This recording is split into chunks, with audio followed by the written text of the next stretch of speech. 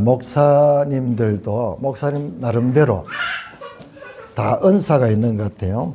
그래서 어떤 분들은 또 은사를 따라가지고 전도를 아주 잘하시는 분들이 있고, 어떤 분들은 또 신유의 역사를 일으키는 분도 있고, 어떤 분들은 기도를 많이 하시는 분도 있고, 다양하게 그렇게 하나님께서 사용하시는데, 저는 보니까는 처음부터 그랬던 것 같아요. 하나님 말씀에 대한 이 사모함이 있었고, 그래서 내가 신학을 하고 싶었고, 그리고 또 산돌교회 목회를 하면서도 지금 성경을 그렇게 계속 한 10년 이상 공부를 하면서 그 은혜를 깨달아 가고 있습니다. 이번에는 저는 숫자를 안 살려봤는데 돌아보니까 지금 석 달째, 정확하게 날짜로는 113일 동안 마태복음을 연구를 했어요. 그러면서요, 이 마태복음 안에 담겨져 있는 내용들은 상상하지 못할 내용들이 있었고요. 새로운 세계가 열리고, 그 다음에 이 마태복음뿐만 아니라 마태복음으로 인하여서 다른 성경, 로마서, 히브리서, 또 구약의 에레미야, 이사야, 이렇게 서로 연결된 그 연결고리들을 더 확실하게 보게 됩니다. 뿐만 아니라 복음서끼리도 이런 유기적인 그런 관계를 보게 됩니다. 여러분, 한 가지만 제가 말씀드릴게요. 마태복음이 어떤 책인가. 우리가 지금 수미상관 이야기를 많이 했죠. 머리와 꼬리가 탁 만나는 수미상관 이야기를 많이 했습니다. 그런데 오늘 우리가 읽었던 단락, 그러니까 마태복음 끝부분에 너희는 가서 모든 민족을 제자로 삼아 아버지와 아들과 성령의 이름을 세례를 베풀어라. 아버지와 아들과 성령, 이게 약 300년 후에요. 신학자들이 이 문제로 많은, 하나님은 한 분인데 또 왜 이렇게 아버지와 아들 성령이 있는가, 이 문제를 가지고 얼마나 많은 논쟁을 했는지 몰라요. 그 결과 삼위일체 하나님으로 그렇게 신학적으로 정리되는데 한 400년 정도 걸렸어요. 우리는 너무 쉽게 그냥 삼위일체 하나님 이렇게 보는데, 이 삼위 하나님이 등장합니다. 그런데 예수님이 공생애를 처음 시작할 적에 세례를 받았어요. 세례를 받고 물에서 올라오니까는요, 하늘이 열리고 하나님이 성령이 비둘기같이, 하나님의 성령이 비둘기같이 예수님께 성령이 임했습니다. 그 다음에 그 하늘에서 소리가 있는데, 이는 내 사랑하는 아들이요 내 기뻐하는 자다. 아버지의 소리, 아버지 하나님과, 그리고 이 성령과, 그리고 세례를 받으시는 예수님, 아들과 아버지와 성령이 여기에 처음 출발하는 거예요. 끝에 이렇게 나오는 거예요. 그냥 보면 안 보여요. 그 내용을 들여다보면은 이렇게 삼위일체로 시작해서, 예수님의 공생애는 삼위일체로 시작해서, 그리고 마태복음 끝은 삼위일체로 끝이 나는 거야. 뿐만 아니라 모든 민족을 제자로 삼으라 그랬죠. 모든 민족을 제자로 삼는다. 마태복음 안에는 아주 그 타민족에 대해서는 배타적이었어요. 너희는 이방인이 가지 말고 이스라엘만 가라. 이스라엘만 가라. 마태복음 안에는요, 전부 유대 안에서 복음이 전해지는 내용입니다. 예수님이 바깥에 나가지 못했어요. 기껏 갔는 게 두로, 시돈, 그리고 가이사라, 빌립보, 바로 경계된 이웃 나라들 잠깐 들어간 적이 있지만은, 그러나 그 유다 땅 안에 있었어요. 이스라엘 안에 있었단 말입니다. 그런데 제일 마지막에는 가서 모든 민족을 제자로 삼아. 모든 민족이래, 갑자기. 모든 민족이래. 여러분, 마태복음 시작이 어떻게 됩니까? 아브라함과 다윗의 후손 예수 그리스도죠. 아브라함과 모든 민족이 연결되는 거예요. 아브라함의 언약이 뭐냐? 아브라함 언약이 바로 그와 같은 겁니다. 너로 말미암아 모든 민족이 복을 받는다. 복을 받는다. 여러분 창세기 12장 3절 하나님은요 처음에 아브라함께 언약할 때 너로 말미암아 땅의 모든 민족이 복을 받게 되겠다. 지금 그 말씀이요. 그 말씀이에요. 아브라함 약속이잖아요. 이게 지금 마지막에 지금 선포되고 있는 거예요.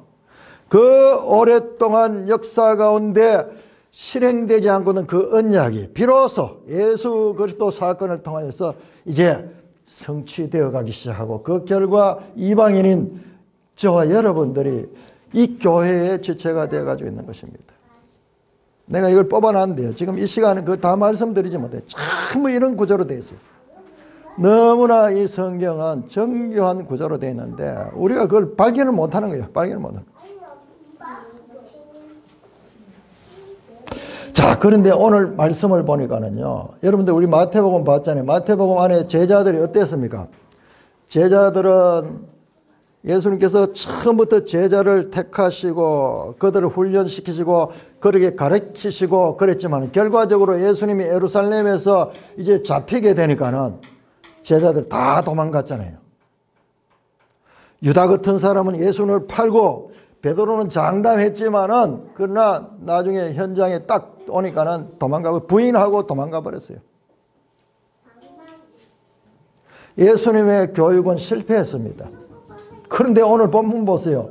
그 무능한 제자들한테 예수님께서 너희는 가서 모든 민족을 제자로 삼아라. 아니 자기 한 몸도 유지 못하고 위기가 닥치는 간 도망가는 무능한 제자들 앞에 예수님께서 모든 민족을 제자로 삼으라. 이게 말이 됩니까 여러분? 너무 자기 제자들을 지금 과대평가하고 있지 않습니까? 사실 마태복음을 자세히 읽어보면요. 말이 안 돼요. 이 도대체 이렇게 무능한 자들이 어떻게 모든 민족에게 복음을 전한단 말입니까? 마찬가지로 24장 한번 여러분 24장 42절 24장 그러므로 깨어있으라 어느 날에 주가이면 너희가 알지 못한다. 44절에도 이러므로 너희 또 준비하고 있으라 깨어있으라 준비하고 있으라 25장 13절 또 깨어있으라 깨어있으라 깨어있으라 준비하라. 자 26장 41절 26장 41절 시험에 들지 않게 깨어 기도하라 깨어있으라 준비하라 깨어 기도하라 연속됩니다. 연속됩니다. 그런데 문제는 이 예수님의 말씀이 좀 빈소리 같단 말입니다. 깨지 못하잖아요. 이 제자들은. 깨어있지 못하잖아요. 마지막 예수님과 함께 그 겟세마네까지 따라갔지만 거기에도 깨어있지 못하고 잠들어 있었잖아요. 그래서 마음에는 원로되 육신이 약하도다. 26장 41절. 이들이 하고 싶어도 할 수 없는 거예요. 마음은 원하지만 몸이 따라주질 않는 거예요. 그런데 이런 상태에 있는 제자들한테 깨어있으라, 기도하라, 구하라 그렇게 말씀할 뿐만 아니라 이 무능한 존재들한테 세계 선교를 맡기는 주님은 어떤 면에서는 현실을 잘 파악하고 있지 않습니까? 그렇습니다. 마태복음을 보면요. 제자들의 상태는 참으로 무능합니다. 그런데 성경은요. 성경은 이 마태복음의 역할이 있어요. 복음서 가운데서 지금 마태복음이 빼고 있는 내용 그것이 다른 성경이 있습니다. 자, 예수님께서 우리가 이 날짜를 좀 봐야 되는데요. 예수님께서 예루살렘 갈릴리에서 예루살렘 올라온 날이 언제냐 그러면요. 자, 히브리 달력입니다. 히브리 달력으로 1월 10일이에요. 10일. 왜 10일인가? 성경이 안 나옵니다. 내가 나중에 가르쳐 줄게요. 그 다음에 11일, 12일, 13일, 14일, 15일 이야기. 이게 마지막 21장부터 마지막에는 예수님 갈릴리에서 예루살렘에 올라와서 보내는 일주일 동안을 자세하게 기록하고 있습니다. 처음에 예루살렘에 올라온 날이 이 10일입니다. 10일. 그리고 예수님께서 지금 제자들에게 방금에 깨어 있으라, 기도하라, 마음에는 원해도 돼, 이 말씀을 한 것이 이것이 12일이에요. 요일수로 따지면은 이게 화요일 되고, 이게 일요일 되고, 월요일이 되고, 그 다음에 수, 목, 금, 요 금요일 날 돌아가십니다. 마태복음에는 요 12일, 13일까지 내용은 나오는데, 요 14일 날, 마지막 달려 돌아가시는 날, 요 14일 날이 뭐냐 그러면 14일에서 우리 시간으로 치면 14일, 15일 사이 요 때가 6월절이거든요. 자, 6월절 1월 10일은 양을 준비한 날, 양 준비. 양을 준비했다가 그 다음에 14일 날 양 잡습니다. 잡아서 6월절 식사를 하게 되는데, 그래서 그 프로그램에 맞춰가 예수님께서 예루살렘 올라가셨고, 그리고 실제적으로 이 프로그램대로 진행이 됩니다. 마태복음에는 감람산 강화가 24장, 25장까지 나오는데, 그것이 언제냐 그러면 이날이에요. 이날. 그런데 요한복음에 보면은 요날 밤에 여기에 감람산 강하고, 그 다음에 요날 밤에 지금 마태복음에는 이날 다음에 이제 예수님 잡히시는 그 내용이 나오는데, 요한복음 14장에서 16장에는 다락방 강화가 있어. 다락방 강화. 이게 마지막 설교예요. 그러니까 마태복음에는 감람산 설교만 있고, 그 다음 날 하신 다락방 설교는 빠져 있는 거예요. 그러니까는 우리가 이게 없는 상태에서 지금 이 예수님의 이 십자가의 이 사건 보시고 부활하셔서 제자들한테 내가 세상 모든 민족의 복음을 전하라, 이런 이야기가 잘 이해가 안 되는 거예요. 이해가 안 됩니다. 자, 이 다락방 강화의 내용이 뭐냐 하면 핵심 설교 주제가 성령이다. 성령. 우리 자 요한복음 16장 한번 찾아보세요. 요한복음 16장. 그래서 성경이요, 자세히 보셔야 돼요. 요한복음 16장 14장에서 16장까지가 다 다락방 강화인데요, 그 가운데서 16장 5절에 보면은 16장 7절에 보면은 내가 너희에게 실상을 말하노니, 지금까지는 말하지 않던 내용을 이제 본심을 드러내 말하는 거예요. 왜? 지금 앞에서 말을 해도 알아들을 수준이 안 되는 거예요. 이제 때가 되니까는 실상을 말하노니 내가 떠나가는 것이 유익하다. 예수님이 다음 날 이제 십자가 돌아가십니다. 그 이야기예요. 내가 떠나가시고, 떠나가지 않으면 보혜사가 너희로 오지 않아. 가면 내가 그를 너희에게 보낸다. 예수님께서 보혜사 성령을 보내신대요. 자, 13절에도 보면 13절은 12절 13절 내가 아직도 너희에게 이럴 것이 많아 너희가 감당하지 못한다. 지금 예수님 말씀을 들어도 제자들이 감당할 수 없어, 수용하지 못해. 그러나 13절에 진리의 성령이 오시면은 그가 너를 알게 할 것이다. 14절도 그가 내 영광을 가지고 내 것을 너에게 알리겠다. 15절도 너에게 알리리라. 성령이 오셔서 이제 예수님의 뜻을 제자들에게 알려주신다는 말씀입니다. 자, 요게 다락방 강화예요. 14일 날. 그 다음에 예수님께서 부활하셨어요. 부활. 지금 마태복음 오늘 우리가 읽었던 본문은 부활하신 예수님인데, 마태복음에 아주 짧게 이렇게 다루고 있지만은 누가복음 24장 한번 열어보세요. 누가복음 24장 전체가 예수님의 부활에 대한 가르침이 있어요. 거기에 부활에 대해서 길게 나와 있습니다. 누가복음 24장 49절. 24장 49절. 부활하신 예수님께서 제자들에게 말씀하는 겁니다. 같이 읽습니다. 시작. 볼지어다 내가 내 아버지께 약속하신 것을 너에게 보내리니 너희는 위로부터 능력이 입혀질 때까지 이 성에 머물라 하시니라.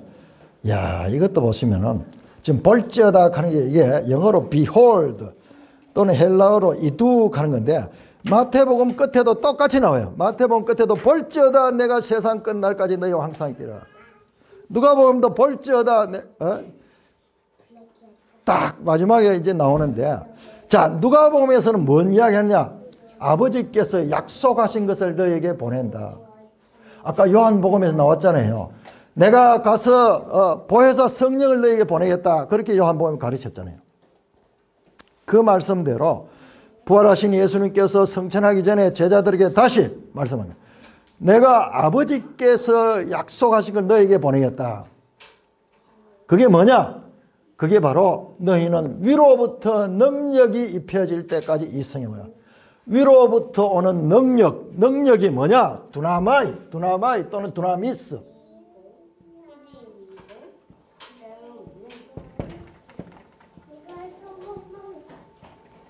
능력, 할 수 있다 하는 능력. 제자들이 할 수 없습니다. 그러나 너희가 이 능력을 받으면 할 수 있겠다. 그 능력 어디서 받느냐? 위로부터 오는 능력이다. 위로부터 오는 능력. 자, 이 말씀대로 자, 사도행전 합류로 사도행전 1장. 사도행전 1장입니다. 자, 여러분들 누가복음과 사도행전 사이에는 요한복음이 들어있죠. 그런데 원래 보면은요. 누가복음과 사도행전의 저자가 동일한 누가예요. 그러니까는 요한복음을 딱 빼고 누가와 사도행전을 딱 끝을 맞춰보면은 누가복음 끝과 사도행전 첫이 딱 겹쳐져요. 딱 겹쳐져요. 그래서 1장 4절에 보니까는 사도행전 1장 4절에 보면 사도들과 함께 모여서 그들에게 분부하여 예루살렘을 떠나지 말고 내게 들은 바 아버지께서 약속하신 것을 기다리라. 바로 누가복음 24장 49절에 내가 내 아버지께서 약속하신 건 그거예요. 그런데 그것을 누가복음에서는 위로부터 오는 능력이 입혀질 때까지 그랬는데 위로부터 오는 능력인데 여기 사도행전 1장 5절에 보니까는 성령으로 세례를 받는다. 성령으로 세례를 받는다. 위로부터 오는 능력이 뭐냐? 성령 세례, 성령 세례. 성령이 그들 가운데 콱 임하는 거예요. 그래서 1장 8절 사도행전 1장 8절 같이 읽습니다. 시작. 오직 성령이 너에게 임하시면 너희가 권능을 받고 예루살렘과 온 유다와 사마리아와 땅끝까지 이르러 내 증인이 되리라. 성령이 임하면은 너희가 어떻게 된다? 권능을 받아. 이와 같은 능력을 받는 거야. 자, 지금 마태복음에서 나온 것은요. 제자들의 상태는 무능함이에요. 무능. 할 수 없음. 여기에 헬라어에서 부정어가 아자가 붙어가지고 아두나마이야. 아두나마이. 요 아자가 붙은 부정이야. 할 수 없음이야. 무능함이야. 무능함. 마태복음의 제자들의 상태는 한마디로 무능함이었어요. 그런데 마태복음에 나오지 않지만은 요한복음과 누가복음에서 가리키는 것은 이 무능한 자들에게 두나마이 성령이 임해서 이 무능한 자가 땅끝까지 이르러 정인이 될 수 있게 하신다는 말씀이에요. 성령이 너에게만 권능을 받는다. 그러니까는 이 성령이 없는 상태로서 예수님께 직접 배우고 예수님께 3년 동안 따라다니고 예수님이 바로 눈앞에서 가르쳐줬지만도 되지 않았어. 실패했어. 마태복음의 상황이에요. 그런데 그들에게 성령에 대해서 가르치시고 부활하신 예수님께서 또 성령을 그들에게 주신다고 약속했고 그 실제로 그 약속대로 사도행전 2장에 성령이 임함으로 알면서 교회 시대가 시작이 되고 제자들이 무능한 자들에서 유능한 자로 바뀌었습니다. 여러분 누가복음 저 사도행전 2장은 베드로의 설교가 나오는데요. 베드로가 성경을 다 깨달아 구약 성경을 다 알고 예수 사건을 구약 성경을 가지고 다 인용하면서 말씀을 선포하니까요. 능력 있는 말씀이 선포되어서 그 베드로의 설교를 듣고 그날에 3,000명이나 되는 사람이 회개하고 주님 앞에 나오는 내용이 나옵니다.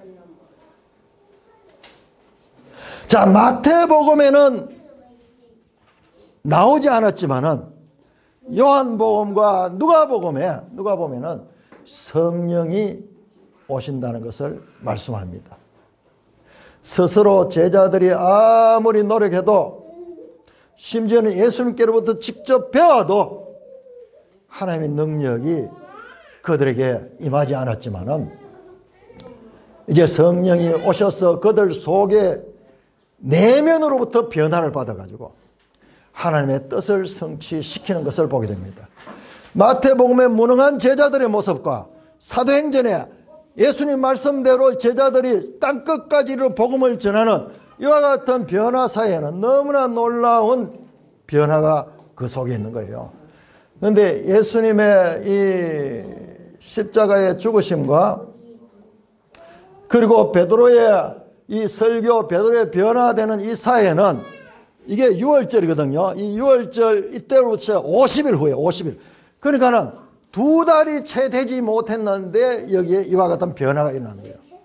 2달도 되지 않았는데 무능한 베드로에서 유능한 베드로로 뿐만 아니라 베드로뿐만 아니라 다른 제자도 마찬가지예요. 무능한 제자들, 다 도망갔던 제자들에서 함께 모여서 끝까지 기도하면서 오순절날 역사하며 그리고 전도하여서 땅끝까지 복음을 전하는 그 내용들이 사도행전입니다. 무능한 자들이 유능한 자가 됐던 이유는 바로 여기 있습니다. 성령이 그들 가운데 임할 적에 성령이 강력하게 임함으로 말미암아 무능한 자가 능력 있는 자로 변했습니다. 그러면 우리는 분명히 알아야 됩니다. 사람은 할 수 없지만 하나님은 할 수 있다. 마태복음 19장에 나왔던 그 말씀이 바로 이거예요. 하나님, 성령은 하나님이십니다. 베드로로 사람으로 아무래도 할 수 없습니다. 결론적으로. 그러나 그들 가운데 하나님이 위로부터 오는 능력으로 그들 가운데 임했을 적에 유능한 존재가 되었고 주님의 뜻이 이루어지고 오늘 주님께서 말씀하신 땅끝까지 이르러 모든 민족을 제자로 삼으라. 이 말이 마태복음을 보면은 너무 허황된 말씀 같은데 아니죠. 이 말씀대로 그대로 행했습니다. 제자들이 예수님과 똑같이 행했어요. 심지어는 예수님보다 더 큰 일도 했어요. 예수님은 그 유대 지역 안에 벗어나지 않았지만 이들은 바깥까지 나갔어요. 이들도 병자를 고쳤습니다. 죽은 자를 살렸습니다. 똑같이 권능을 받았습니다. 그러므로 이 마태복음만 보면 이해되지 않는 이 부분이 바로 누가복음과 요한복음을 통하여서 그렇구나. 지금 이 성령으로 이 일을 할 수 있구나. 이것을 우리가 알 수가 있는 것입니다. 자, 그렇다면요. 마태복음 7장 합니다. 마태복음 7장.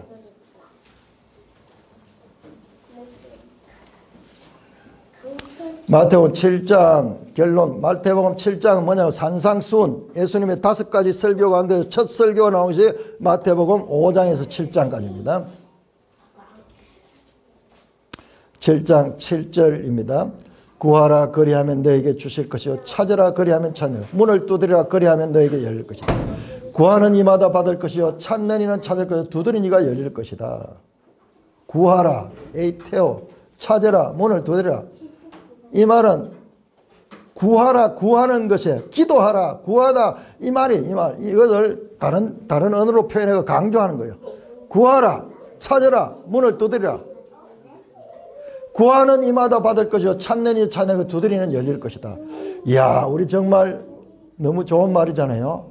우리 문제 있는 거 이렇게 구하면 하나님께서 다 들어주신대요. 자 그런데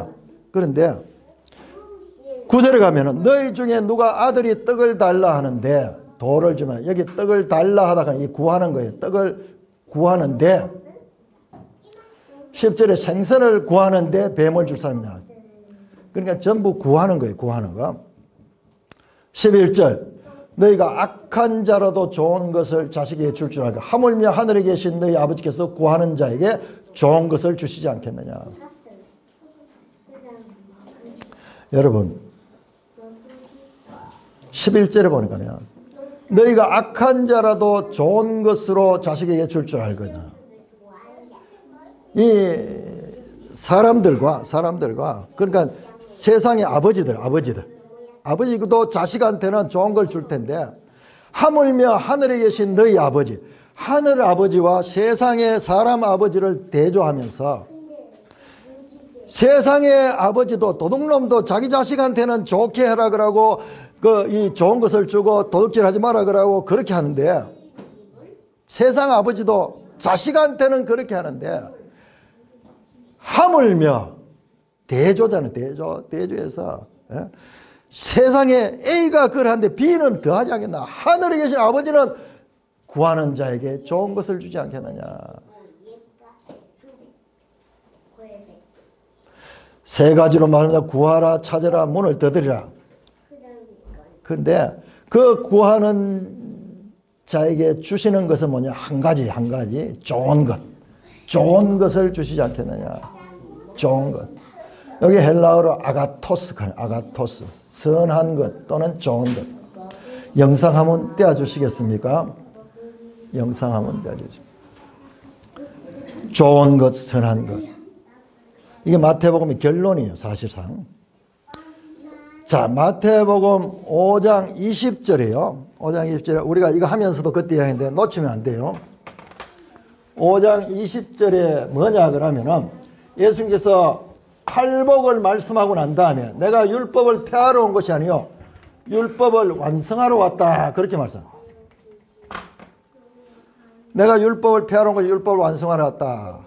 그러면서 너희 의가 서기관과 바리새인보다 더 나은 의라 해야 돼. 더 나은 의. 너희 의가 서기관과 바리새인보다 더 나은 의가 아니면은 하나님 나라에 들어갈 수 없다 그랬어요. 그러니까 문제는 뭐냐 그러면 더 나은 의, 서기관과 바리새인보다 더 나은 의를 우리가 구해야 되는 것입니다. 영상 있습니까?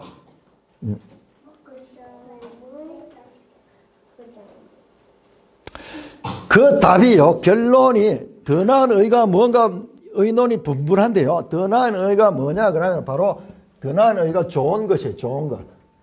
그런데 너무 막연하죠. 좋은 것을 준다. 좋은 것이 뭐야? 마태복음에는 이게 안 나와요. 그런데 똑같은 답변이 누가복음에 나옵니다. 자, 누가복음 한번 보세요. 요 두 개가 같은 내용이에요. 같은 내용입니다. 자, 위에는 마태복음, 밑에 거 보세요. 너희가 악할지라도 좋은 것을 자식에게 줄 줄 알거든. 하물며 너희 하늘 아버지께서 구하는 자에게 성령을 주시지 않겠나. 좋은 것은 뭡니까? 성령이에요. 성령. 서기관과 바리새인보다 더 나은 의를 행하기 위해서는 성령을 받아야 돼요. 성령을 받아야 돼요.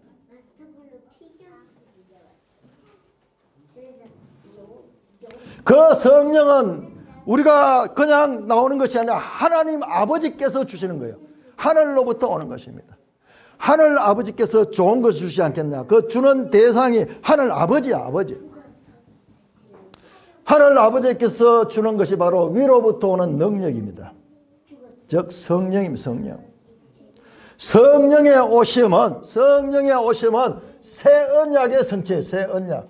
여기 성경이 다 나오는 거예요. 새 언약이 뭡니까? 에레미야 31장 31절 나오는 내가 보라 날이 이르니 내가 새 언약을 맺겠다. 새 언약이 뭐냐? 너희 마음 속에다 내 법을 주고 너희 이 마음에 돌 같은 마음 너희 마음 속에다 내 법이 너희 말씀이 너희 가운데 있게 하겠다. 뿐만 아니라요. 에스겔에 보면 에스겔 36장에 보면 36장 25절 에레미야 31장 31절에서 33절 둘 다 포로기 선지자인데요. 에스겔은 뭐냐? 새 영을 준다. 새 영. 자, 에레미야는 말씀을 준다. 말씀, 법. 이 같은 말이에요. 자, 이게 왜 같으냐? 왜 같으냐? 이거를 우리가 알지 못하니까 이게 정리가 잘 안 되는 거예요. 자, 요한복음 6장. 요한복음 6장. 그러니까 요한복음이 모든 답이 요한복음 안에 다 들어있어요. 그러나 요한복음은 우리 바로 들어가면은요, 너무 어려워서 잘 이해를 못하는 거예요. 자, 6장 63절. 요한복음 6장 63절. 같이 읽습니다. 시작. 살리는 것은 영이니 육은 무익하니라. 내가 너에게 이런 말은 영이요 생명이라. 생명, 영, 말씀 하나예요. 말씀과 영이 하나예요. 그러니까 항상 성령은 말씀을 통하여 역사를 하시고요. 성령이 하는 일은 뭐냐? 말씀을 깨닫게 하는 거예요. 말씀을 깨닫게 하고 말씀에 순종하여 하고 그 말씀을 따를 수 있도록 하는 것이 바로 성령의 성령.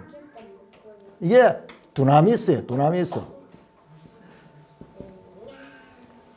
우리가 성령을 따라야죠. 말씀을 깨달을 수 있고 말씀을 순종할 수가 있습니다. 그리고 이 새 언약이 바로 뭐냐? 새 언약이 이게 신약이잖아요. 신약은 뭡니까? 교회 시대잖아요. 교회. 구약은 이스라엘 중심이었고, 그리고 마지막으로 더 중요한 것은요, 이 교회 시대에 믿는 하나님은 누구냐? 교회 시대에 믿는 하나님은 삼위일체 하나님, 삼위일체. 여러분, 예수님이 오시기 전까지 유대교예요, 유대교.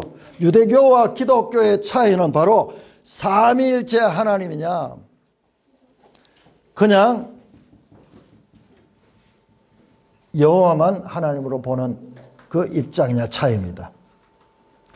두 가지는 틀리지 않습니다. 한 분 하나님 같지만은 그러나 삼위로 계신다는 데서 차이가 나는 거예요. 그래서 아들 예수님이 오셔가지고 십자가에 죽으시고 부활하시고 성천하시며 뿐만 아니라 그 아들 예수께서 성령을 보내주시는, 이게 바로 신약이고, 교회는 이와 같은 삼위일체 하나님의 역사로 말미암아 세워지게 되고, 유대교와 기독교의 구분은 삼위일체 하나님을 믿느냐 그렇지 않느냐 차이예요. 동일한 유일신이지만은 삼위일체와 그냥 구약의 성부 하나님과만 이해하는 것은 차이가 납니다. 자, 그러므로 여러분들 한번 생각해 보세요. 신약 성경에 보시면은, 자, 이렇게 나왔죠.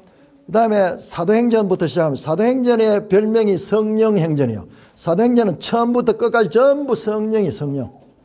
성령으로 일하시고, 성령이 깨닫게 하시고, 성령이 말씀하시고, 성령으로, 전부 성령. 사람들이 일하지만 그 사람들을 능력 있게 만들어 주시는 분은 성령, 두나미스예요.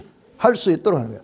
그러니까 저 베드로같이 빌빌하는 사람이 심지어는 죽은 자를 살려내고요, 귀신을 쫓아내고 담대하게 말씀을 전하는데, 예수님이 그 유대인들 종교 지도자들 앞에 했던 것 똑같은 내용이 4장 5장에 나옵니다. 그 앞에서 주눅들지 않고, 너희 말 듣는 것보다도 하나님 말씀 듣는 것이 더 유익하다. 내가 사람의 말을 듣겠느냐 하나님의 말씀을 듣겠느냐. 담대하게 능력 있게 말씀을 전합니다. 그야말로 초대교회 지도자로서 조금도 손색이 없는 그런 변화가 있는데, 그게 전부 뭐냐? 성령으로 말미암아 일어난 사건입니다. 자, 그런데 구하라, 찾아라, 문을 두드리라. 구하는 자에게 주신다. 뭘 주신다? 좋은 걸 주신다. 좋은 게 뭐냐? 성령이 성령. 그러므로 우리의 기도는 성령을 구하는 기도예요. 성령을 구하는 기도. 자, 그런 거 한번 볼까요? 자, 사도행전 1장 13절 합니다. 사도행전 1장 13절. 예수님께서 성천하시면서 제자들에게 말씀합니다. 위로부터 약속하신 것이 올 때까지 이 성에 머물러 있으라. 그래서 예수님이 성천하시고 열흘 동안 제자들과 그리고 여인들과 함께 있던 무리들 한 120명 정도가 그때 그 말씀대로 예루살렘에 남아서 다락방에서 뭘 했는가 보세요. 사도행전 11장 13절 14절 같이 읽습니다. 시작. 그들이 유하는 다락방으로 올라가니 베드로, 요한, 야고보, 안드레, 빌립, 도마와 바돌로메, 마테와 알페의 아들 야고보, 셀로신 시몬, 야고보의 아들 유다 11명. 가롯 유다를 뺀 11명의 제자와 또 더불어서요. 14절 1장 14 시작. 여자들과 예수의 어머니 마리아와 예수의 아우들과 더불어 마음을 같이하여 오로지 기도에 힘쓰더라. 무슨 기도? 기도의 내용이 뭐? 약속하신 것이 임하도록, 성령이 우리 가운데 임하도록 기도했는 거예요. 2장 42절도 이렇게 말합니다. 그들이 사도의 가르침을 받아 서로 교제하고 떡을 떼며 오로지 기도하기를 힘쓰더라. 자, 기도의 내용이 뭐냐? 기도의 내용이 뭘 주시옵소서, 이거 주시옵소서, 문제 해결해 주지 아니고 성령이 내 가운데 충만하게 임하기를 기도했는 거예요. 제자들과 120명이 오순절 다락방에 모인 자들이 오로지 기도에 전념할 적에 오순절 날 성령이 그들 가운데 임했습니다. 마태복음에는 나오지 않지만 다른 복음서를 통하여 무능한 제자들이 유능한 제자로 변화받게 되는 그 중심에는 성령이 그들 가운데 임했다는 것을 알 수 있습니다. 교회의 출발은 성령의 역사로 인한 것입니다. 교회는 그러므로 성령의 공동체입니다. 서기관과 바리새인들의 부족함은 서기관과 바리새인들이 더 나은 의의를 이들은요 자기 의의를 가지고 했어요. 성령의 임재가 없었습니다. 교회의 시대가 구약 시대와 다른 것은 성령의 내주하심이 있다는 것입니다. 마태복음은 성령에 대해 절제하고 있지만 마지막에 아버지와 아들과 성령을 하나로 말씀하시고 있습니다. 여러분, 그래서요 저는 계속 보면서 마태복음이 성령을 가르고 있다, 몰라서가 아니고 일부러 마태복음은 성령을 드러내지 않고 있어요. 이유가 있어요. 그런데 여러분, 그런 관점에서 한번 보세요. 그런 관점에서 19절에 보시면은 그러므로 너희는 가서 모든 민족을 제자로 아버지와 아들과 성령의 이름으로 세례를 베풀라 하잖아요. 아버지와 아들과 성령의 이름, 성령과 아들과 아버지를 동격해 놓고 성령, 드디어 성령을 지금 말씀하고 있는 것입니다.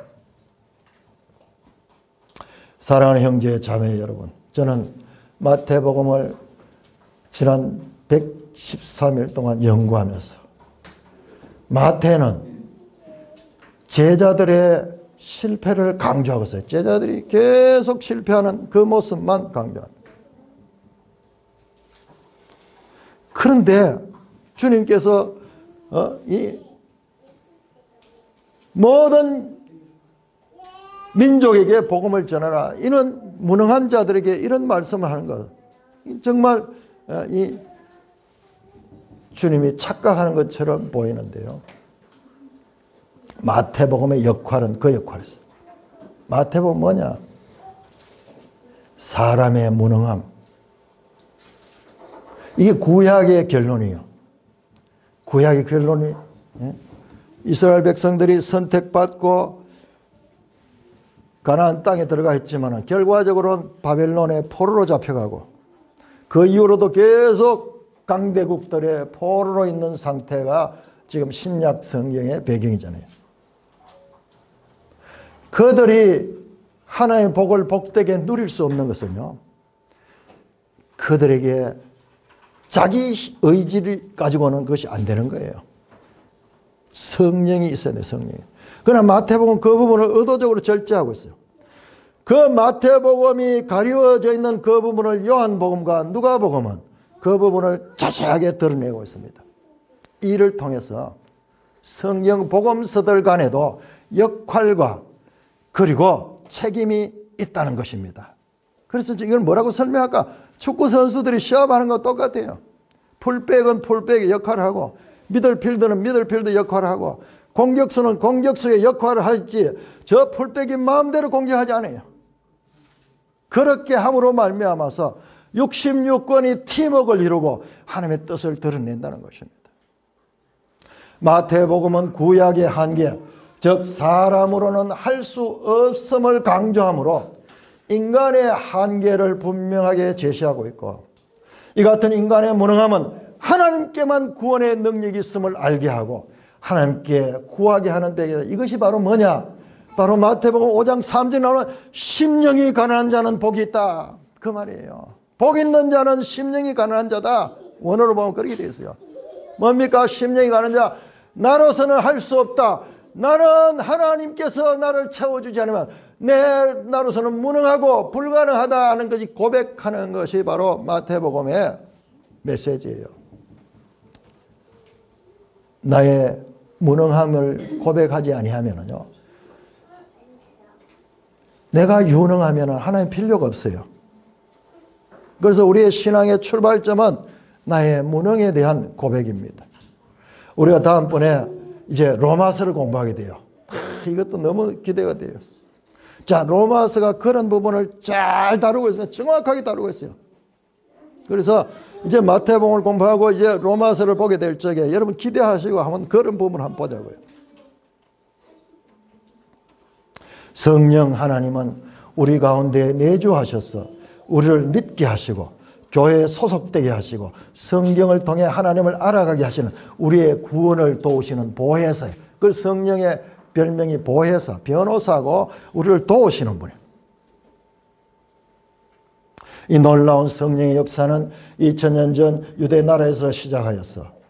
모든 민족의 복음을 전파하게 한 저 서양을 통해 가지고 유럽이 변화되게 하시고, 그 다음에 아메리카 대륙으로 가고, 그 아메리카 대륙에서 이 땅에까지 들어오게 하셔서 이 땅을 변화시켜서 지금 저와 여러분들이 그 성령의 공동체인 교회에 소속되어 있는 것입니다.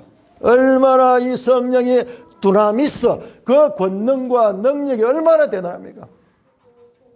저와 여러분들이 이 자리에 있는 것도 그냥 된 것이 아니라 바로 성령의 능력으로 된 것이에요. 우리가 그걸 깨닫지 못하고 있을 따름이지, 성령을 통해서 성경을 깨닫게 되면 그것을 알 수 있는 거예요. 성령님은 능력의 하나님입니다. 죄와 사망에 종되었던 자들을 해방시키시며 마침내 구원에 이르게 하시는 강력한 파워, 힘입니다. 두나미스예요, 두나미스.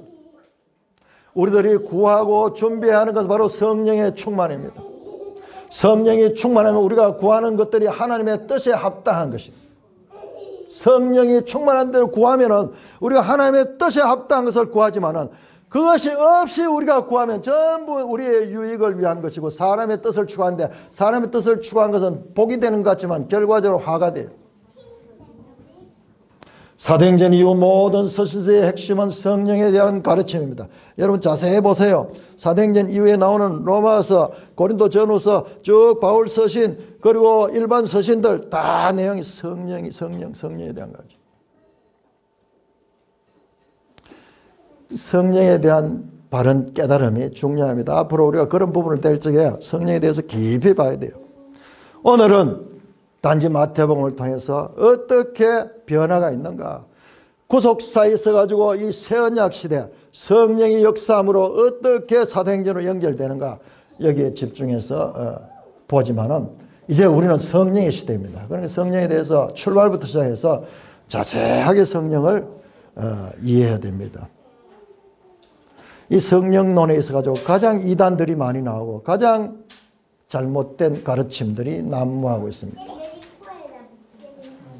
성령님에 대한 바른 이해는요, 성령님의 도움을 통해서 우리가 거기에 다다를 수 있습니다. 성령 충만한 산돌교회 되시기를 주님의 이름으로 축원합니다. 오 하나님, 은혜를 감사합니다.